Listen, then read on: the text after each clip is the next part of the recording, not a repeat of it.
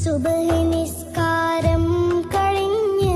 ശുക്രതും റബ്ബിൽ ചൊരിഞ്ഞ്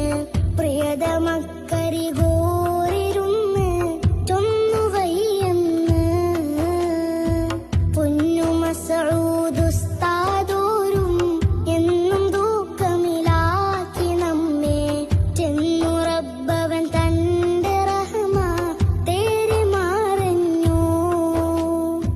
കഥയറിഞ്ഞും നാൾ നടുങ്ങി